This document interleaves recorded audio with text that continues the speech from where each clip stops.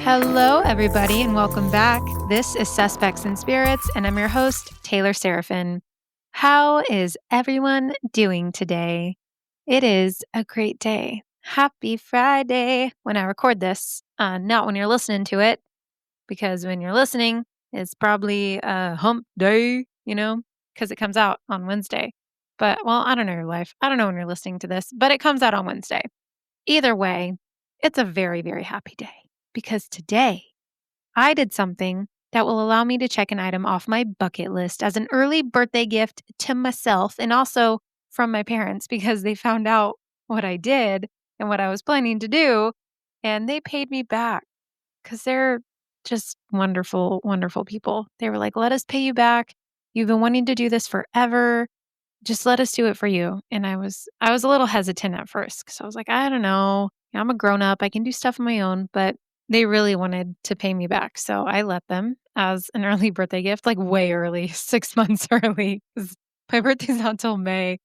But they're just wonderful people. That's how they roll. And, none of their daughters have become serial killers. Like we're not in prison. They did a good job. They did pretty well. So thanks, mom and dad. They're awesome. Sorry. So what was this thing I did? I'm sure a lot of you have heard or seen, if you don't live under a rock, that Haley Williams announced her tour. And if you've been listening a while and also listening to my banter, not just, being a Skippy McGee, then I fucking love her. Like with my whole heart. I have loved her since the ripe age of 12. And when I found out she was touring, I said, I will be going. I don't care what I have to do. I will sell my left kidney. I will sell feet pics on OnlyFans. I don't care what I got to do. I'm doing it. And guys, I did it. I got tickets to see her. Like I could cry actual tears. I'm so excited. Like my heart just like the palpitations are insane. I threw, some virtual elbows. I went for the knees and it was the fight of my life, but I came out victorious and I get to see Haley fucking Williams a week before my birthday. And then in September, I get to go see MCR. Like, is this real life? Is this for real? 2026 is going to be so fucking fun. I'm saying it right now. I'm manifesting it. It is going to be the best year.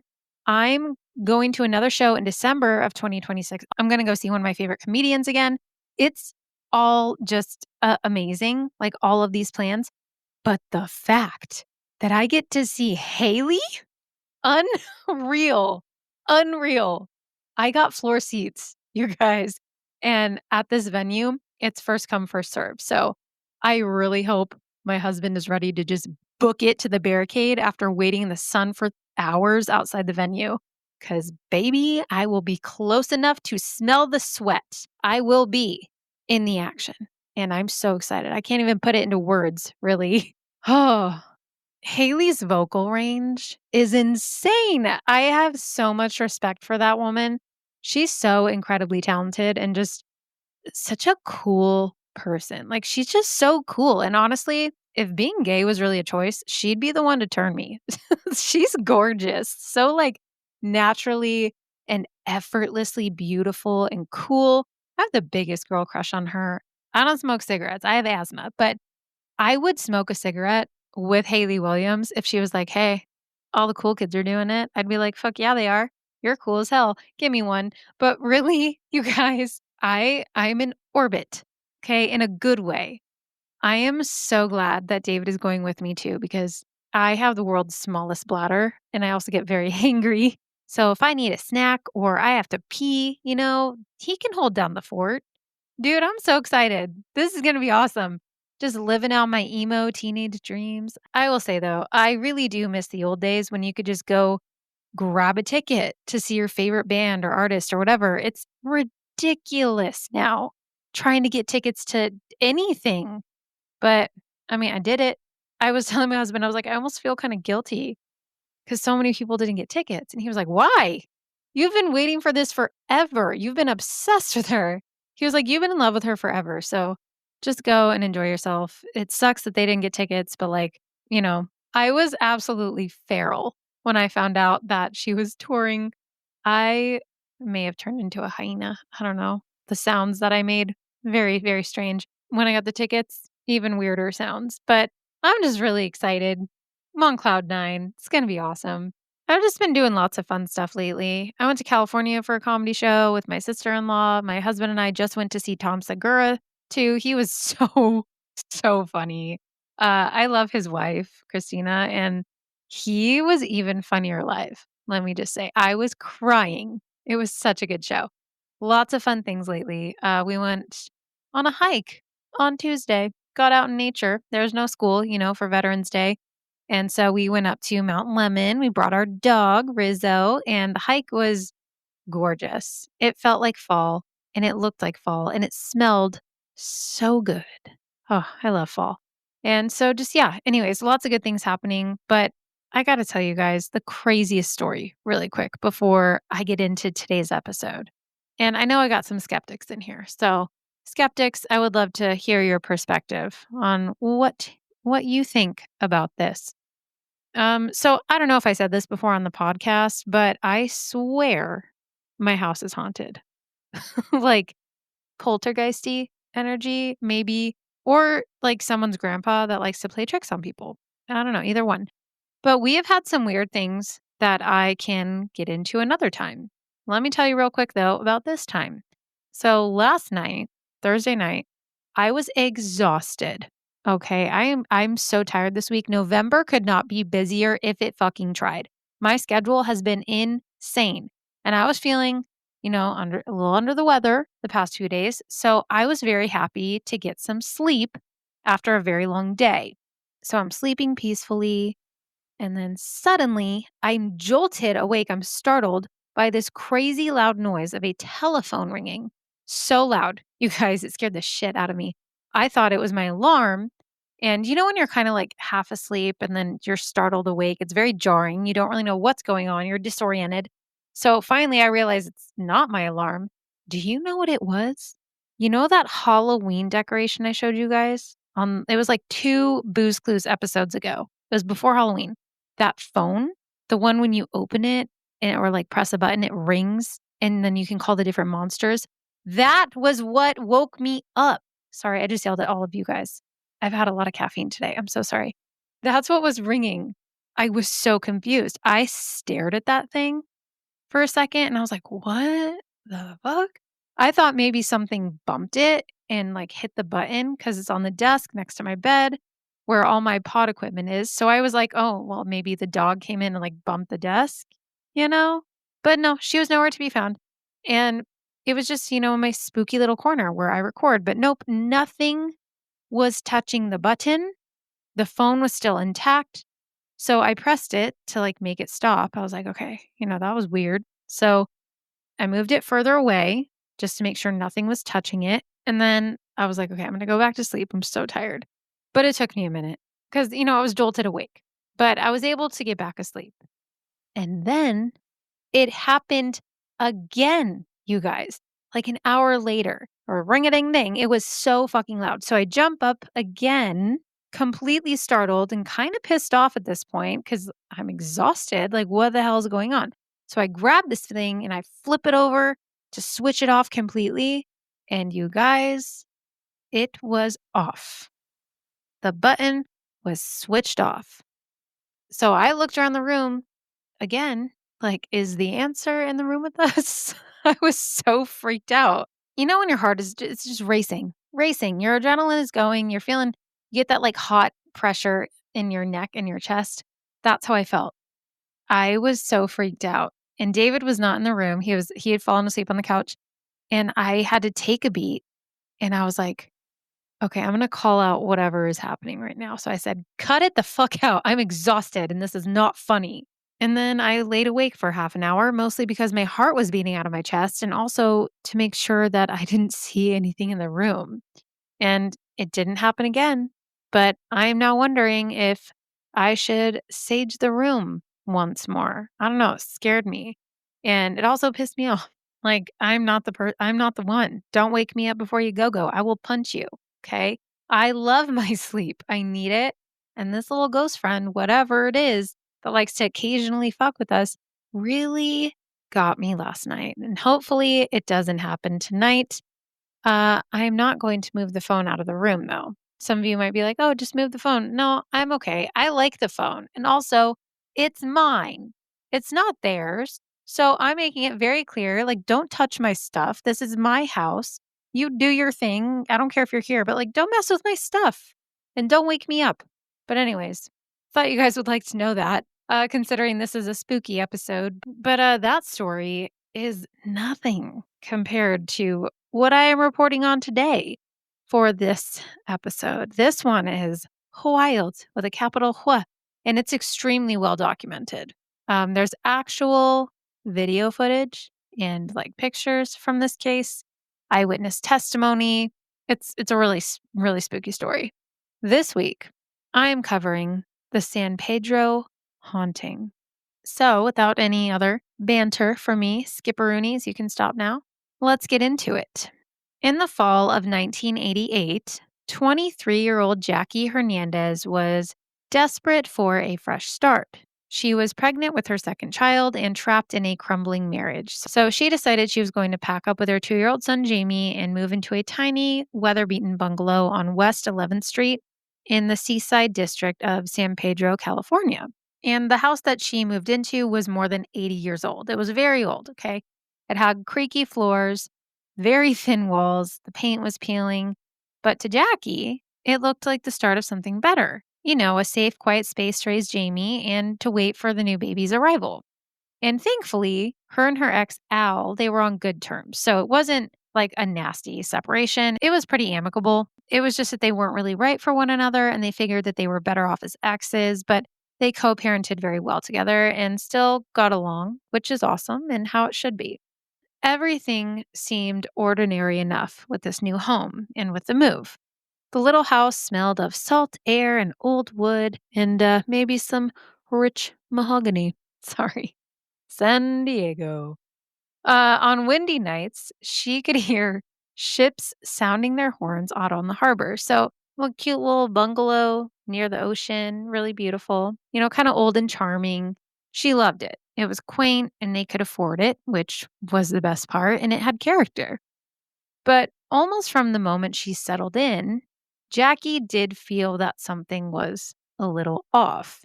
There was a strange heaviness in the air that she couldn't really explain.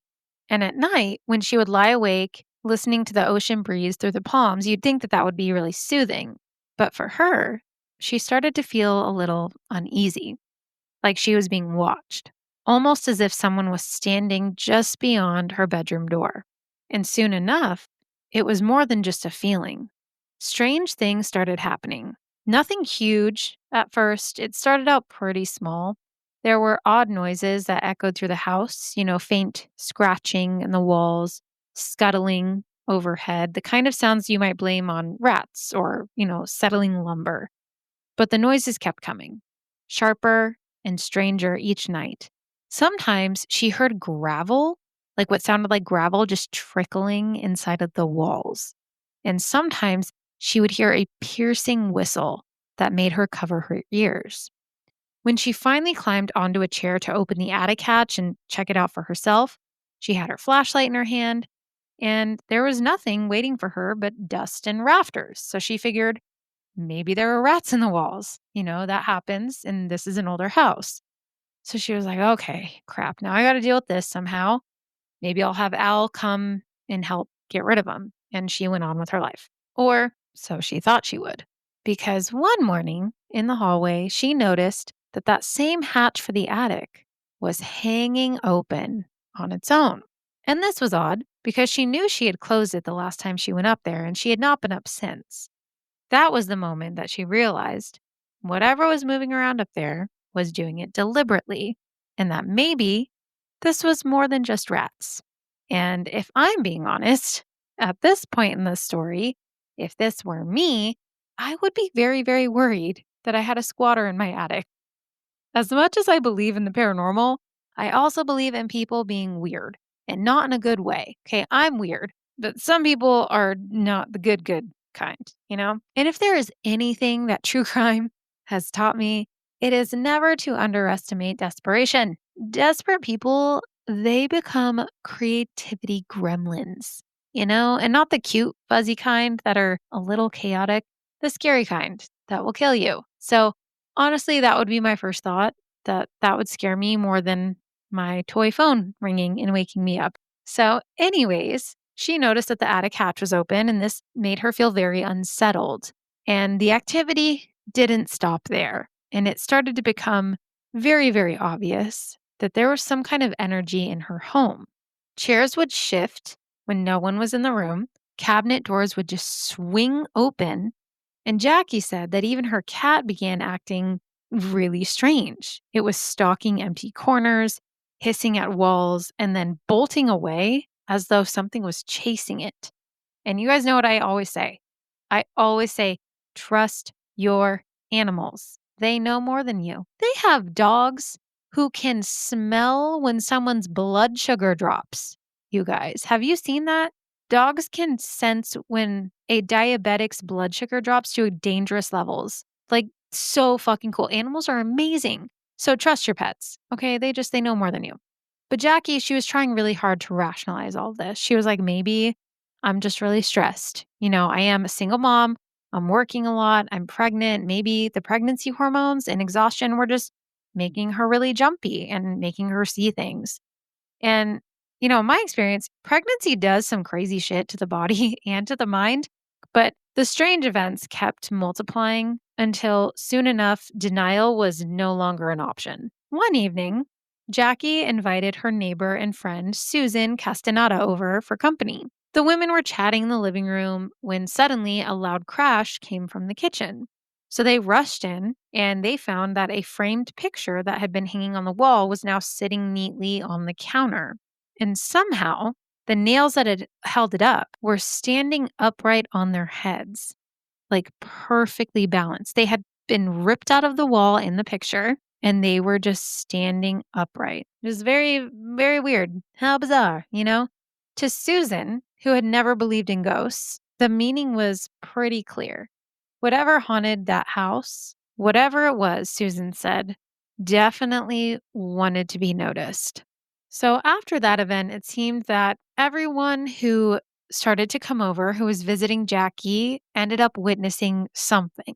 One night, Jackie had a babysitter over to watch her son. And this was a teenage babysitter, just a kid. Her name was Tina. And she was sitting in the living area and suddenly got that strange feeling to go check on Jamie. And at this time, Tina had no idea what had been going on in the house. Jackie had not mentioned anything to her because she didn't want to scare her or sound, crazy. But that night, Tina went to check on Jackie's son. And right before she went to go grab the door handle, the door opened on its own. This sort of freaked her out, but she also tried to rationalize it. She was like, maybe the house isn't level or it wasn't closed all the way and like a draft pushed it open. Here's the thing, I would understand that, but this didn't happen once. It happened twice while the boy slept.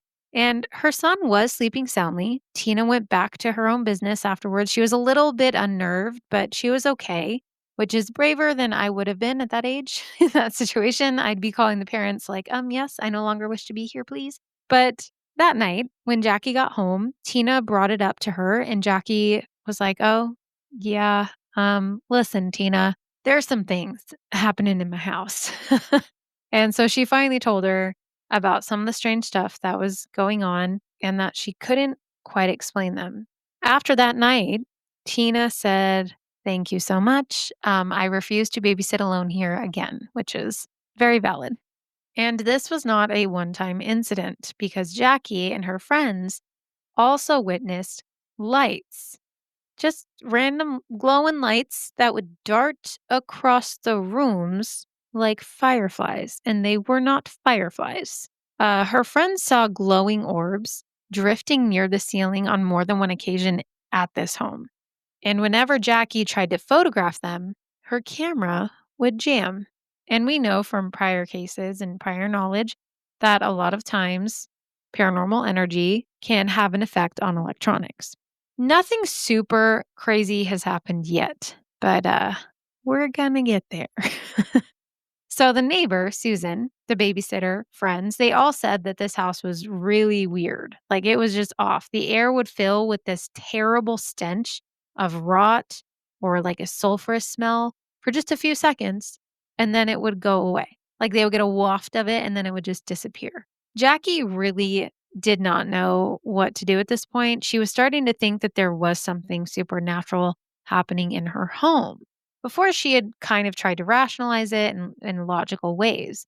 But now she's feeling very, very unsettled. And her neighbor, Susan, was like, yeah, girl, you got to get that checked out. Like, that isn't normal. You know, whether it's a ghost or not, a sulfurous smell can be really bad. So go get it checked out. So Jackie, unsure of where to begin, she started keeping a nightly journal, writing down every strange occurrence from spoons turning up on the floor to whispers that seemed to come from right beside her ear, which I really, really hate. I don't like that. Don't whisper in my ear. So one night, she wrote that she found a dark, sticky liquid oozing from the kitchen wall. It looked like blood mixed with tar, and she also noted that the smell was unbearable. And every time that she would wipe it up, it returned, just like seeping through the plaster as though the house itself was bleeding. And I'm going to get into that in just a little bit here. So if you want to hear more about the bleeding walls, just sit tight.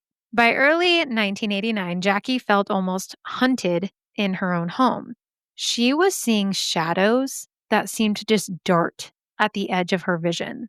When she walked down the hallway, she said she could feel eyes following her from the corners of the ceiling. And after her daughter Samantha was born in April, the activity got even worse. It just erupted. It was like as if the entity fed on the chaos of her sleepless nights as a new mom. And as many of them do, we know all too well in these stories that these entities feed on any form of disorder. And no, baby, it was just beginning. One afternoon, after returning from the grocery store, Jackie was, putting her groceries away, walking into the kitchen, and suddenly she dropped her bags. She was in shock by what she saw on her fridge. She had those little magnetic letters on the fridge that her son, Jamie, enjoyed using to, try and spell things out. But remember, he is very, very young. Okay, he's 2 at this time.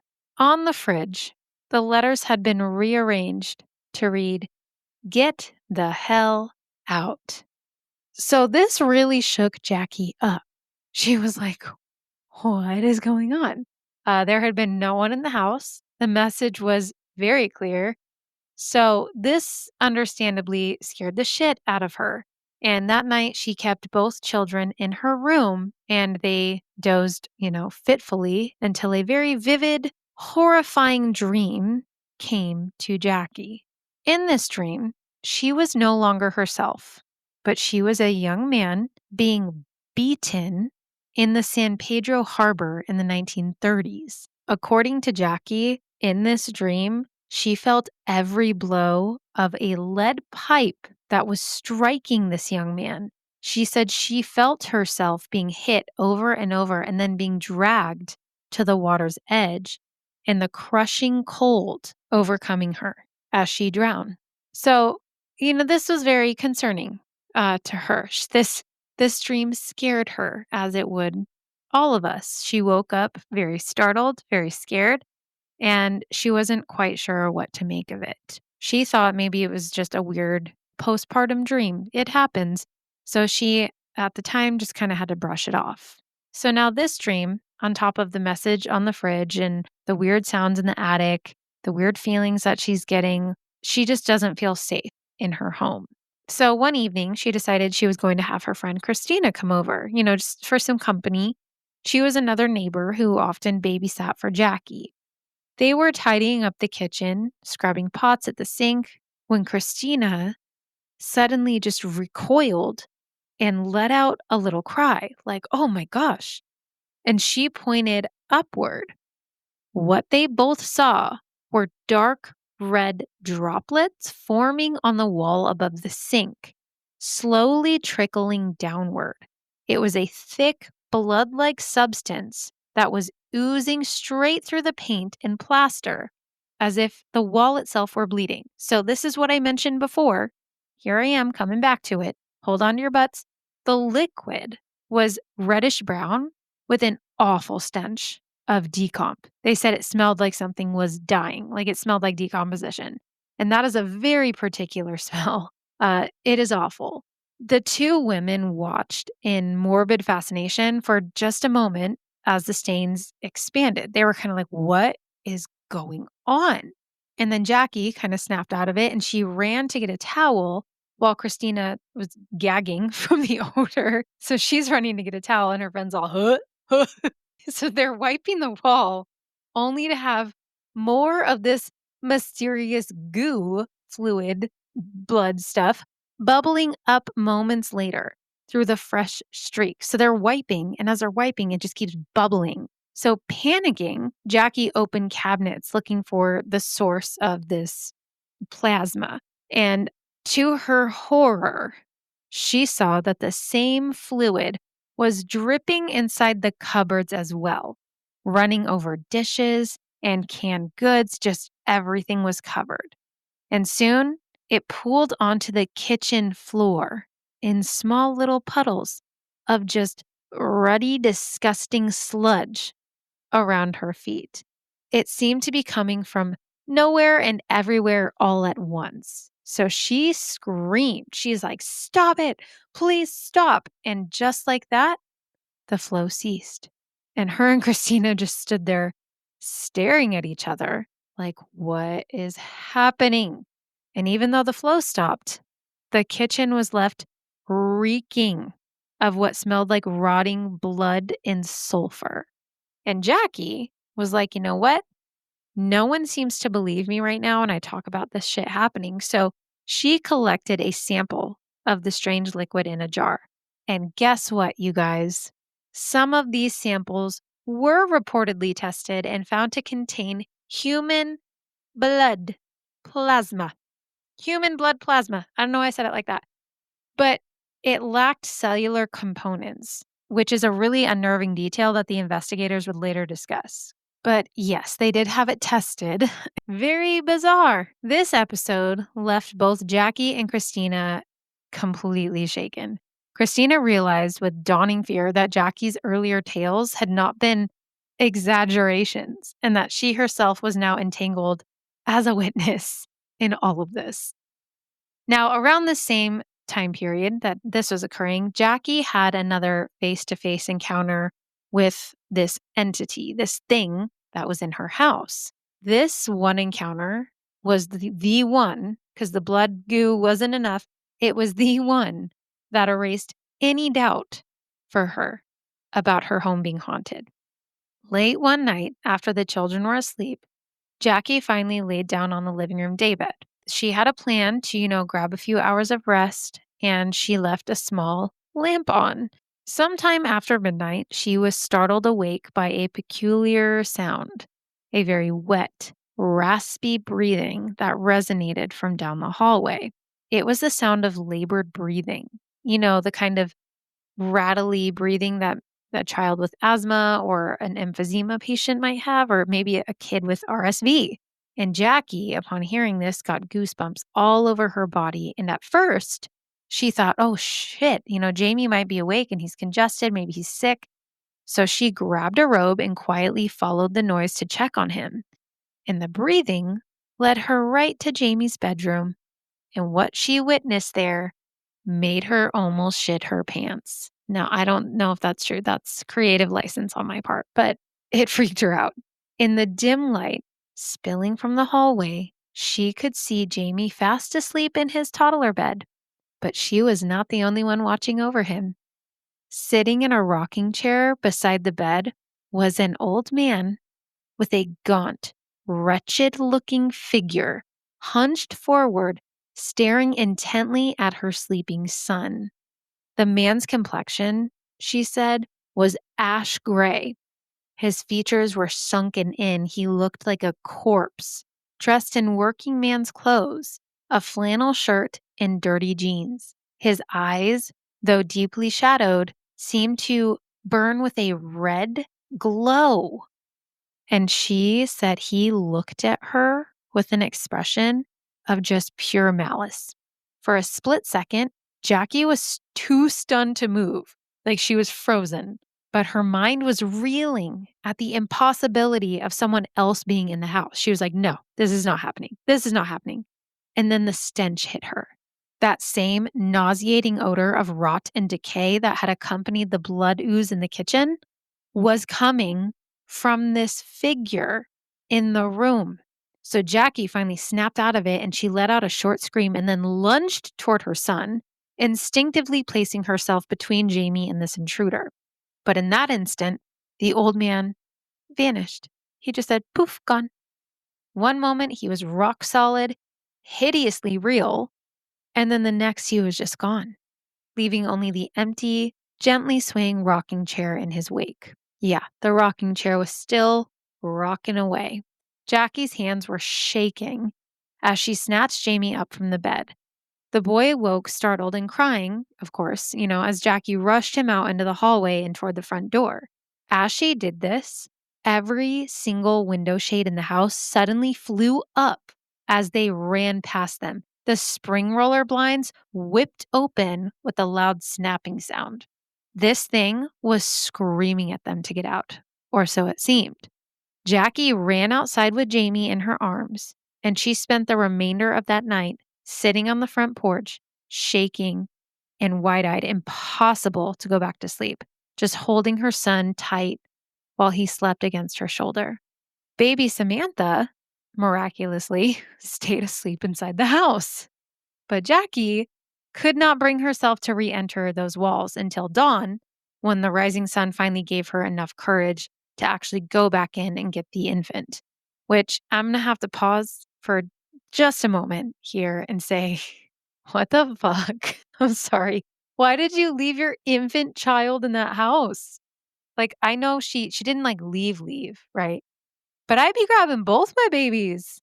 Like, I know the dude was staring at your son, but like grab him and go grab your baby. That part really kind of irked me. No, she's not the villain here. I'm not trying to like villainize her. I know she probably wasn't thinking clearly in that moment, but that was a deeply questionable choice. I'm sorry. Anyways, this encounter left Jackie deeply traumatized. For days afterward, she could still picture him vividly. The tufts of his thin hair and his molted scalp, the way his lips were drawn back as if he was snarling at her, the glowing eyes, his gaunt face. She had no idea who he was or why he was terrorizing her family, but he smelled real bad. She knew that. And she had the gut feeling that the apparition, was all connected to the history of the house. If he could appear that solidly and even physically interact with the environment, rocking the chair, raising the blinds, then this was beyond just a regular haunting. This thing seemed aggressive, almost like a poltergeist, but with potentially dangerous power. And indeed, the violence escalated further not long after. Jackie started to feel that the entity, or perhaps entities, because she thought maybe there's more than one, wanted not just to frighten them, but to actually harm her and her children. Now, I want to be very clear here. I do not believe that ghosts can hurt you. I do believe poltergeists have the ability to like move things. They can harm you in that way, throwing things at you, stuff like that. But ghosts themselves can't hurt you. A ghost and a poltergeist are very different things. Now, demons, yes, they can absolutely hurt you. Okay. What this was, though, no one is really sure. No one really knows.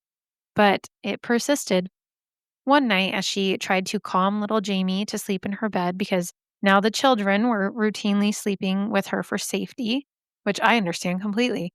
So while she was trying to settle them, Jackie heard the rattle of toys in the living room. She was like, both my kids are in here. Maybe it's the cat, right? But deep down, she knew it was not the cat.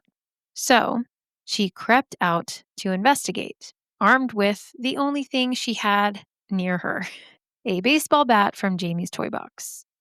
Mom life. She scanned the room, understandably terrified, and without a warning, a beach ball that had been lying in the corner launched into the air and bounced into the center of the room as if kicked or thrown by an invisible force, like something was playing with it. It bobbed and it rolled to stop at Jackie's feet. And she thought to herself, this ghost is now playing with her children's toys to taunt her. So now Jackie was a little bit irritated. She's like, I just got these kids to go to bed. We're all scared. And now this thing is playing with the toys, is trying to wake us up. Like, this is a little irritating. So she was like, look, ghost, enough is enough. She bent down, picked up the ball, and she demanded, quote, what do you want? Leave us alone, end quote. But then all hell broke loose. Something unseen lunged at Jackie and grabbed her by the throat and shoulders. She was then lifted back and slammed onto the floor by this force. The baseball bat clattered away, just uselessly, and Jackie was gasping for air. She fought, but there was no solid form to actually strike back against. Like, what are you supposed to fight? If it's invisible, like you can't hit it. So she's trying to fight this thing off, and she had this realization that she could die. She's like, I'm going to die here, and my babies are going to be left all alone. She's freaking out. She started seeing the stars, and the specks in her eyes as she was blacking out. And then suddenly, as abruptly as it began, it just stopped. She rolled to her side, coughing and sucking in air because she couldn't fucking breathe. And she couldn't see what had attacked her, but the air, she said, around her felt really heavy. And this is when Jackie showed up with some big mama bear energy. She said, hell no, not in my house, not around my babies. She forced herself to her feet, and she refused to be a passive victim any longer. She snatched up that baseball bat again, and in a very bold but very desperate move, marched straight to the open attic hatch. And for the first time, Jackie climbed into the attic herself, determined to confront whatever lurked there on its own turf. She shouted into the darkness, demanding that the spirit show itself. She was like, I know you're here. Leave my family alone. And as she said that, there was just silence. And then a scuttling sound behind her. Jackie spun around just in time to glimpse a shifting black mass in the corner. Out of the swirling shadow, this old man's ghastly face materialized, suspended in midair, like just his face was in the air. His glowing eyes stared into hers, she said, with the most cruelty she had ever seen. She was startled and she stumbled backward, losing her footing on a loose board, and the bat fell from her hands, and that same unseen force struck her in the chest, and she flung backward out of the attic opening. She plunged down through the trap door and crashed onto the hallway floor below, landing so painfully on her back, just knocking the wind out of her. As she looked up at that attic opening, that was her last straw. In frustration and terror, Jackie scrambled up, gathered her crying children who were now awake because they heard all of this commotion, and they fled the house that very night. She piled Jamie and baby Samantha into the car with only a diaper bag and clothes on their backs. And she pulled away from the house. And she said, as she did that, she could almost feel eyes watching her from the attic. Jackie knew that she could not and would not step foot back in there without any help. So it was around this time, in the summer of 1989, that Jackie finally realized that she needed some outside assistance to reclaim her home and protect her family. And by now, nearly everyone close to Jackie was aware that something truly bizarre and dangerous was happening in her home. And though she was urged to seek help, she was really hesitant because, as it would turn out, the one time she did ask for help, it quickly proved to her that no one outside of those who had experienced this alongside her would believe her. You see, one of those people was her friend Susan, right? One of the neighbors. And Susan had seen enough unusual events in this home to believe that Jackie was dealing with something genuinely troubling.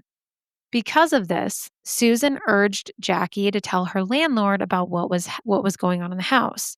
She hoped that involving the landlord might finally bring some kind of help or at least get someone in authority to take the situation seriously. So reluctantly, Jackie sought help from the landlord, and he was like, "Well, I do know a guy. He's a priest. Maybe he can help." Jackie was pretty hesitant, but she was willing to try anything at this point, so she agreed. So the landlord arranged for two priests to come and visit the house, and Jackie expected that they might bless the home or, offer some form of assistance. And she knew she couldn't stay away from home forever. Like she had kids, so she had to go back and live here. This was her only chance to try and get things kind of back to normal. But as it would turn out, this just made the situation worse. And not in the way you might think. They didn't irritate the entity or even really help at all. Instead, the visit went in a direction that she did not anticipate. Upon showing up to the home, the priests were immediately skeptical. They noticed her horror movie collection and a plastic skull in the house. And of course, they interpreted these items as signs that Jackie might be connected to dark influences, dabbling in the occult, the devil. Because God forbid someone like horror and have a fake skull in their home as decor. They do not want to see my tarot corner. uh, Keep in mind, this was 1980s. Okay, end of the 1980s, still kind of satanic panic era. So, yeah. These priests, they dismissed her descriptions of the disturbances and focused on what they believed her possessions suggested about her mental state. They saw a dirty home and a disheveled mother. Now, please keep in mind, she had not gotten much sleep. She is a new mom, a working mom with a toddler, two under two. Okay, she has two under two. She's exhausted and is likely not really giving a fuck if her home is perfectly clean right now. She's like, guys, there's plasma oozing from my walls. Like, I have bigger concerns than laundry and dishes. Okay. But, you know, rather than treating her as someone experiencing frightening events, they concluded that she might be hallucinating or using drugs, even though she has absolutely no record at all of drug or alcohol abuse. And usually, you can kind of tell when that's the case. You can just tell. And did they see any bottles or drugs? No, they just assumed. And I have not found any sources to say that she had mental health related problems or any substance abuse issues of any kind. So they were just kind of like, wow, a single mom must be drugs, right? Must be the devil. So what the fuck? I don't know. They were not helpful. Anyways, after leaving and not even really helping her in any way, they didn't do anything to ease her mind. Those priests then reported Jackie to Child Protective Services. So the following day, a CPS worker arrived at Jackie's home. Jackie was shocked and very embarrassed. Very embarrassed. She had expected the priest to help her, not to accuse her of being a danger to her children. The visit left her feeling really just distrustful of the clergy and very hesitant to reach out for help ever again, which is understandable. And CPS did not see any reason for these children to be removed. They didn't think that they were in danger at all, so nothing came of this and they never returned. Jackie, though, was mortified and now also really fucking scared to ask anyone for help again. And Susan, her neighbor, she felt so bad for her. She may have, believed her along with the babysitter, but now these men accused her of being an unfit mother. And to make things worse, Al, her ex-husband, also thought that this was all a little bit desperate. Al was always a little skeptical very skeptical of everything that Jackie claimed to be happening in the home. He had actually mocked her stories and was dead set on not believing her. She had told him on more than one occasion how terrified she was in this house, and he was like, okay, Jackie. But then there was an experience that changed his mind a bit. One night, Al had been at the house, kind of helping Jackie, and she was telling him about everything going on and how unsafe she felt. And Al here decided he was going to challenge this entity, and Jackie pleaded with him. She was like, no, please don't do that. I do not want to upset the spirit. Like, I've already tried that and it did not end well. And he was like, well, damn, Jackie, I can't control this poltergeist. He clearly just, he didn't believe that anything was happening. And he was even under the impression that Jackie was making this stuff up because she was just lonely. He was like, okay, she misses me and she wants me to come in and save her. Like, she loves me, you know? But that was not the case. So Al decided, he was like, there's nothing to be scared of, Jackie. Like, this is so silly. And he challenged the ghost to show itself. And you know what? Nothing happened. Yep, very anticlimactic there. So Jackie now is like, what the fuck? Like, everyone else has seen weird things going down. Susan has seen it. Christina has seen it. The kids have been crying because I fell to the floor and was strangled by a ghost. Like, why isn't Al seeing anything? Come on, Al. But the entity was listening. It just didn't act out aggressively this time. Right after Al left, Jackie was like, man, that did not go as planned. And she was cleaning up. And as she opened a closet door, inside the door, Jackie found Al scribbled hundreds of times inside the closet, just everywhere. Al, Al, Al, Al, Al. So she called up Al and she was like, hey, you know how you didn't believe me? The ghost hates you now. And it graffitied all over the bedroom closet door, your name, because you pissed it off. So now Al is like, okay, maybe something is happening. Like, I don't think she did that in this time frame. Our 2-year-old probably didn't do it. Baby definitely didn't do it. So now he's kind of like, okay, maybe, we'll see. But his moment of full belief came much later when Jackie did find someone to help her. Now, Susan Castaneda, the helpful neighbor who had witnessed plenty of this stuff herself, she stepped in once more with a new idea. She felt really terrible about the way Jackie had been treated by the priests and the landlord and her ex-husband, and she understood her hesitation to reach out for help again. But she was determined to help her friend, which is really, really nice. So one day, as the two of them were chatting, Susan remembered seeing a TV program that featured a local paranormal investigator by the name of Dr. Barry Taff. He was a parapsychologist with a reputation for investigating hauntings.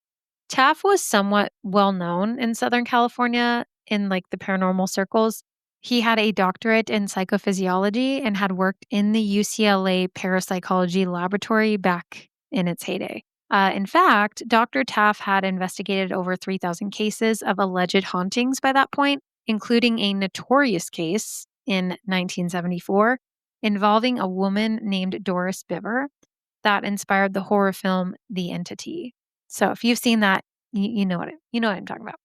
But Susan was like, look, if anyone's going to treat Jackie's claims with respect, it would be this guy. So Susan urged her. She was like, call him, Jackie. Just give him a call. And understandably, Jackie hesitated. But as she reflected on the situations and as they continued, she realized a professional paranormal team might be her only hope. So, summoning up her courage, Jackie got in touch with Dr. Barry E. Taff in the summer of 1989. She recounted the horrifying events over the phone to him. Her voice was shaking as she described being choked and seeing the ghost by her son's bed. To her relief, Taff didn't dismiss her. In fact, he seemed very intrigued and concerned. Here was, a young mother with no prior interest in the paranormal, describing a really classic poltergeist phenomena: apparitions, foul odor, telekinetic activity, even injury to witnesses. So Taff later said that the Hernandez case, grabbed his attention from the start because many cases he had investigated turned out to be exaggerations or frauds. But Jackie's story had multiple independent witnesses and a physical evidence that something highly unusual was happening here. He was like, okay, I'm in. In his entire career, only a handful of hauntings had verged into truly dangerous territory. So he thought maybe this case was the real deal in that he could help her. And Jackie was trying to be hopeful, but she didn't want to get too excited. I mean, after all, look at what happened the first time. Like, look at what she learned. She learned that reaching out for help made her seem crazy. But this time, she was She was like, maybe this is different, right? Taff and his team, they believe in the paranormal. This is his life's work. He wants to help. So she figured this might be our best shot. Within days, Taff assembled a small team to investigate the San Pedro house. On August 8th, 1989, Taff arrived with his photographer, Barry Conrad, investigator Jeff Wheatcraft, and another photographer named Gary Boehm. They brought cameras, EMF meters, and infrared sensors, all the tools, that they needed to capture proof of the paranormal. As soon as they stepped inside, they were just hit in the face by a heavy, oppressive feeling. And that very foul, rotting odor just drifted through the rooms, up into their nose holes, coming and going without any visible source. So Taff and his team, they came in and got settled, and he began to interview Jackie at her kitchen table. And that's when the disturbances began. Loud bangs were echoing overhead. There were heavy thuds, like someone stomping across the attic floor. And these guys were like, no way. Like, this isn't just happening right now. This never happens. But then suddenly, the lights went out and then they came back on. And the investigators all looked at each other completely stunned. They were like, this never happens. And then the pressure in the air intensified, making their ears pop. Everyone's ears started hurting and they popped. One of Taft's team members said that the pressure was very intense, like being underwater. Then they decided to go up to the attic where, all of the chaos had seemingly been coming from. They were going to see for themselves what was up there. Jeff Wheatcraft volunteered to climb up into the attic first, with Conrad right behind him filming. They crawled along the beams, snapping photos and scanning the shadows. And at one point, Jeff spotted two glowing red points in the far corner. He was like, those look like eyes, dude. There are eyes over there. He lifted his camera to take another picture, and suddenly something yanked his camera violently from his neck, ripping the strap and hurling the camera across the attic. Down below, the others heard this, and they heard him shout, and they heard the crash of metal on the wood. When Jeff scrambled down the ladder, he was pale and shaking, and he had a red mark around his throat where the strap of his camera had pulled so tightly. Whatever grabbed his camera did it so aggressively, it left a mark on his neck. Conrad went and retrieved the camera, and it had been completely separated from its lens, like as if someone had calmly unscrewed it. The men just stood there in shock. For Taff, this was no hoax, no overactive imagination. This was something unseen in that house, and it had strength and intelligence. What is even crazier is that during this time, Al was over at the house too. And here comes Al's moment of belief. He was there for support and to make sure the kids were good while all of this was taking place. So he was downstairs reading on Jackie's bed when the team had gone into the attic, and he heard a chilling whisper. It said, "Tell them to get the hell out." It was unmistakable. It was clear. And no one was in the room with him at the time. This sent chills down his spine. Al was really freaked out. And just as that had occurred was when Taft's team had experienced all of this in the attic. So now Al, who had been kind of skeptical of all of this, was pretty shaken up because he could not explain what he had just heard. So Taff, his team, both, kind of excited and also unnerved, Jackie and Al, they all regrouped back downstairs. The video camera that was brought up into the attic had captured Jeff's startled cry and possibly the moment of the camera being ripped away from him. But this was unfortunately the only big moment of the night. The rest of the night passed pretty quietly, though a few orbs were seen, lights flickered in the hallway, but that was really it. Before leaving, Taff assured Jackie that she was no longer alone. He was like, "Look, we got this. We're going to help you the best we can." He said that they would return soon, better prepared to document what was happening. For the first time in months, Jackie felt both validated and also terrified. She realized that if professionals could see it too, then whatever was haunting her wasn't in her head. It was real. In the weeks that followed, the haunting did not stop. Despite Taft's best efforts, nothing really seemed to be helping. There were times that it appeared to kind of simmer, and Jackie tried to stay elsewhere whenever possible, crashing at friends' houses, but she couldn't completely abandon the home. I mean, after all, she had kids, they had a life, they needed a permanent landing spot. So one night, when she was back at her home, Susan was over because she felt safer when other people were there, and they were talking in the kitchen when suddenly she and Susan heard a loud crash from the attic. Jackie was like, oh no, not again.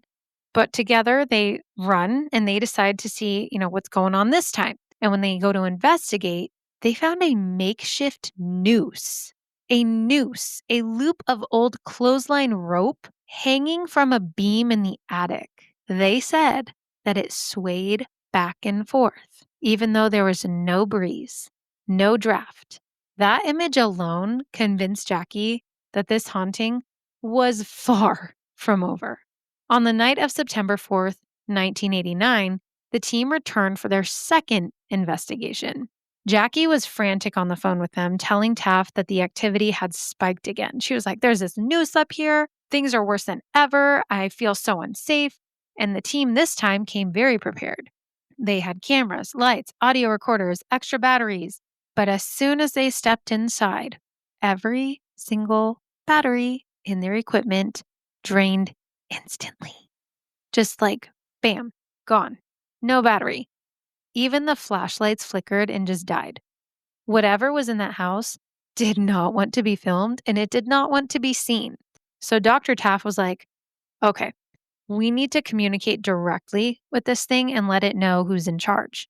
So, with Jackie's uneasy approval, she was very hesitant at this point. They set up a Ouija board in the living room. Now, I have feelings about this. I feel that this is a bad choice, but that's just my personal opinion. Present during this Ouija board session were Jackie, Susan, Conrad, and Dr. Taff, while Jeff and Gary just kind of watched from nearby, ready to record. At first, the planchette kind of moved hesitantly when they would ask questions, but then it began to move faster, answering questions in bursts. It claimed to be the spirit of a young man who had died 60 years earlier, around the year 1930, in the San Pedro Bay. He had been murdered, struck on the head, and held underwater. You guys remember her dream from before? Remember that dream? The details that they got from this Ouija session matched the dream Jackie had described weeks earlier. Now, how did they get all this information? They asked pretty simple questions. They were like, are you a man? Are you a woman? What was the year? And on a Ouija board, there are numbers, right? There's the alphabet, there's numbers, there's yes, there's no, there's goodbye. So they got the year, they got things spelled out for them. And when they asked if this person that they were communicating with had lived in Jackie's house, the board said, no, my murderer did.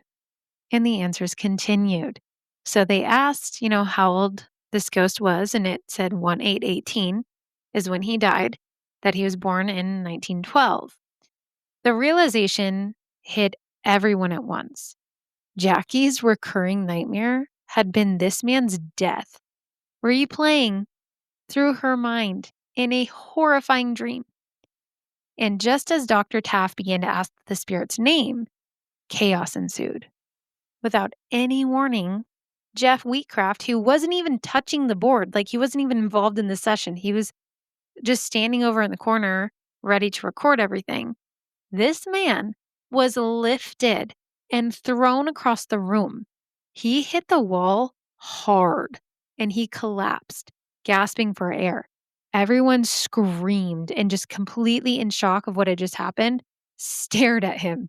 And Taff had seen some shit, but this was not on his 1989 bingo card. He was like, did not have that. That's not on here. The Ouija board then skidded across the table on its own as Susan and Jackie jumped to their feet. Jeff came to moments later, like he was knocked down, but he was okay.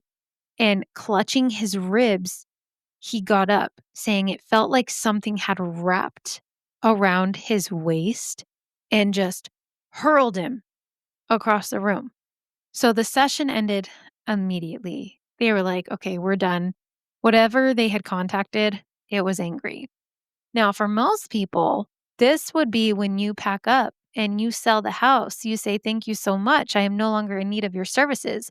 No need to throw me. I will be throwing myself out. I will yeet the fuck out this door. But not these guys. They were committed. They said, nah, throw me again. I like it rough. So, still sort of shaken, Jeff insisted that he was fine. He was like, I'm good, guys. And he volunteered to help with one last check of the attic, this time with Gary accompanying him. Dr. Taff and Conrad waited below with cameras pointed up at the hatch, and the house fell silent except for the creak of the footsteps above, the guys walking around in the attic. And then suddenly, they heard Gary scream. Gary heard a struggle happening and some gurgling noises, and unable to see, he kept snapping pictures with his camera, hoping that the light from the flash would allow him to see what the hell is going on.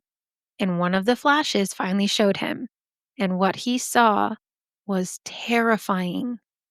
When the others rushed to help, they found Jeff dangling from the attic rafters. There was a rope looped around his neck. This is what the flash showed him. You guys, just imagine in that split second of the flash, just seeing your friend in midair in an attic, struggling. That is horrifying. Thankfully, the team was able to get Jeff down and they ripped him, free of the noose. He was coughing and crying, and he had a red mark burned across his throat. The encounter had nearly killed him, and it was all caught on film. And that is when the men fled this house immediately. They were like, nope. They said, thank you so much for having us. We're out. Jackie was left shaking. She gathered her children and decided, yep, we need to leave. No one needed convincing anymore. This was not a prank. It was not a hallucination. It was violent and it was intelligent, and it had almost taken a life. After that terrifying night, Jackie refused to set foot in that house again. She was like, no, I'm not going back. She packed up what she could and just gathered her kids and left the San Pedro house behind, like that night. She had gone there looking for peace.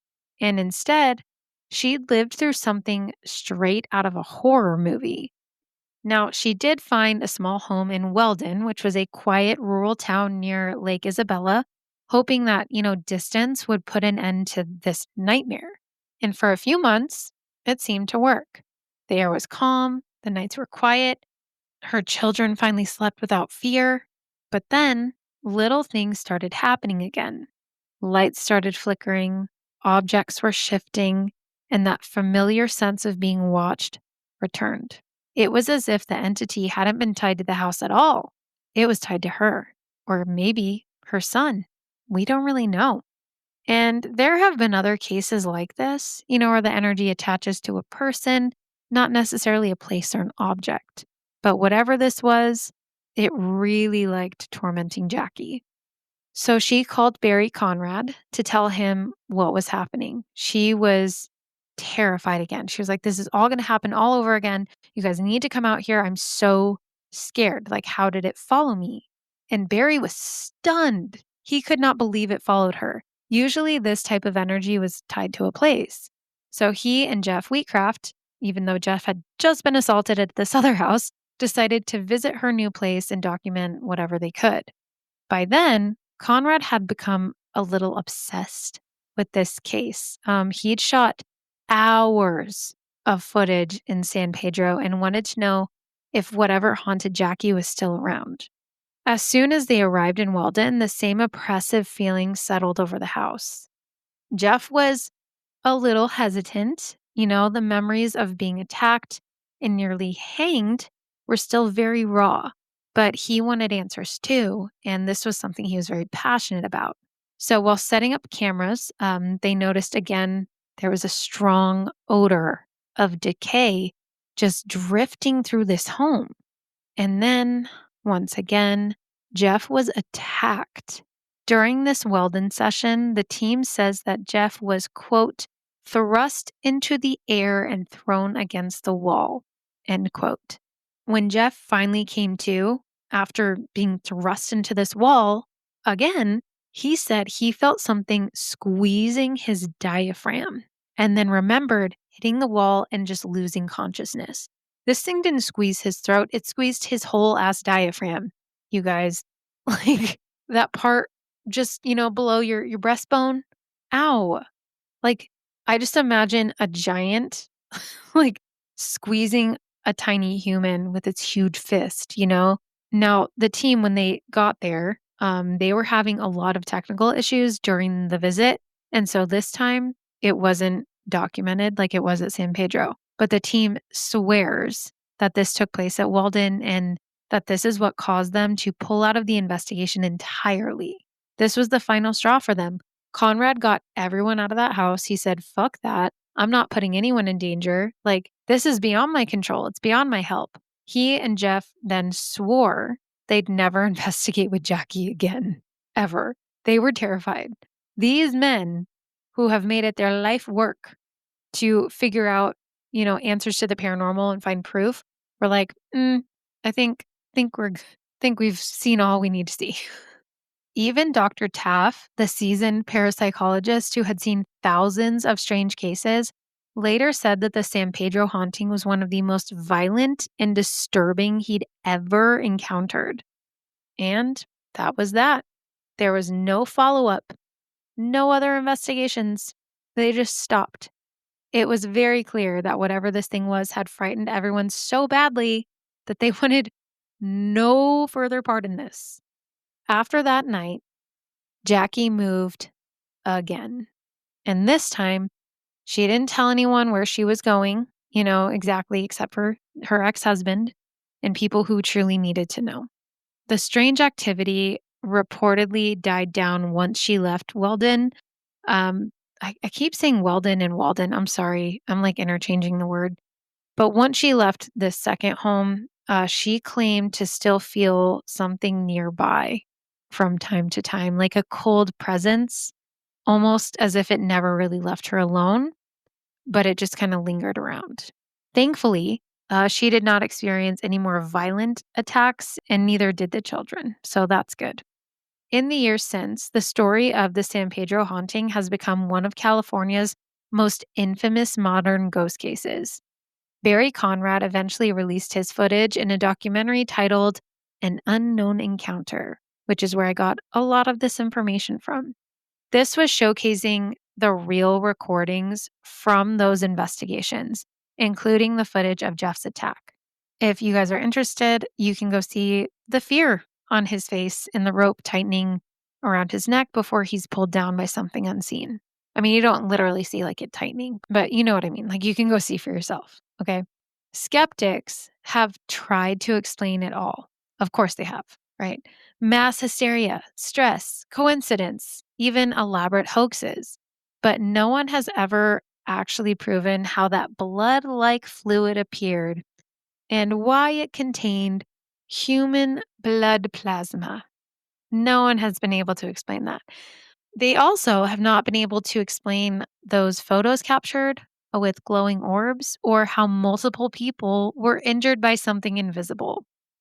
Every person who was there swears they experienced the same thing, a violent, unpredictable haunting that seemed to center around Jackie herself. And apparently Jeff, too, because this thing, for whatever reason, hated that guy. Threw him at a wall twice, and he was almost hanged. So, for whatever reason, it just targeted that guy. Like, no one else was attacked except for him and Jackie. I don't know. As for Jackie, she stayed out of the spotlight for decades. She raised her children and tried to rebuild her life far, far, far away from San Pedro. But the events of 1989 still linger in the minds of those who witnessed them. The researchers, the neighbors, and the investigators who barely escaped. To this day, the San Pedro house still stands on West 11th Street. New families have moved in over the years, and some claim to have experienced their own strange encounters. Unexplained noises, cold drafts, the faint smell of rot. So yummy. Others say, nah, it's just an old house. It has a bad reputation. It's just old. But for those who were there, like Jackie Hernandez, Susan, Christina, her kids, Al, the team who documented this whole ordeal, there's no question about what happened. Whether it was the spirit of a murdered sailor or something far darker, the San Pedro haunting remains one of the most chilling and mysterious cases ever recorded. Even now, decades later, the footage, the photos, the eyewitness accounts, they continue to fuel debates among paranormal researchers and skeptics. I mean, how could it not? Everyone's got to have an opinion on this one. This is a wild one. So the question here is, was Jackie truly haunted? Was she somehow the source? Was it the home? Was she the psychic catalyst for the chaos around her? We may never know. And that, my spooky little friends, is the story of the San Pedro haunting. As always with these cases, details of events can get a little murky. So I did my very, very best to find the most accurate accounts across the board, but there may be some discrepancies. I mean, I try my best to get the full report, but with hauntings, it can be hard. This one, though, is really a mindfuck. Taff himself even said that, anything can be faked, but he swears that this experience at San Pedro, or experiences, were some of the worst in his career. Many skeptics point to embellishment, saying that this was widely fabricated. And I can tell you right now, I have no fucking idea. I was not there. But I do know that Taff was pretty forthcoming with a lot of his prior investigations turning out to be just nothing or even hoaxes. He said a lot of the time there were things that were easily explained: plumbing, houses settling, a little prankster in the home, but he's never really wavered on this one. And, maybe it is like an Enfield situation where it started out very real and then got exaggerated. We don't know, but it's a great story. And I mean, I wasn't there. Who am I to say that shit didn't happen? I am a believer. I think there was probably, something going on. What? I'm not sure. But the footage and the pictures are really interesting. If you've not seen that documentary, go check it out. I'll link it in the show notes. I'm really interested to know what you all think about this case. Let me know. Leave a Spotify comment. Tell me in the TikTok. I am really interested to see your point of view on this one. What a crazy story. Well, you guys, that's all I really have for you today. Thank you so much for listening and for coming back every week to just hang with me. You guys are the coolest. I love you all. Please share this podcast, or that sounded really insincere. I really do love you guys. I love you all so much. Please share this podcast or, episode with someone that you think will enjoy it. And don't forget to write those reviews. Do the little stars on Apple, on Spotify, and then write the review. If you don't have Apple, leave the comments on Spotify. They're always fun to read. And be a good person while you're at it. I had a follower on TikTok comment recently about the music on the videos that I post. And she was like, it's a little loud. It's kind of distracting. I was like, yeah, no problem. Like, I can totally turn it down in the future. This girl was like, I'm going to get shade for saying this. She said she was scared to say something because she was afraid someone would come for her in the comments. Don't be that person. Okay. I told her, nope, not here. No shade throwing allowed. Not in this community. That's a really reasonable request. And honestly, really good feedback. Like, if the music's too loud, I want to know. I want people to enjoy the content. So if that can make it a little bit better, super easy fix. I will never understand someone's need to be rude to a total stranger on the internet. But those keyboard Karens, they're out there. So look out for each other. Be good humans. I'm always open to feedback, suggestions, all of that. If I get something wrong in a case too, oh my God, please tell me. Because I don't want to be that person. Okay. I don't want to be spreading misinformation or anything, but be nice about it. don't be an asshole. Life is busy. I make mistakes. Everybody makes mistakes. Everybody has those days. You guys know what I'm talking about. Everybody gets that way. Hannah Montana forever. Okay. Well, I'm tired. Hope you enjoyed. That's it. And as always, remember to trust your lizard brain. Until next time, goodbye.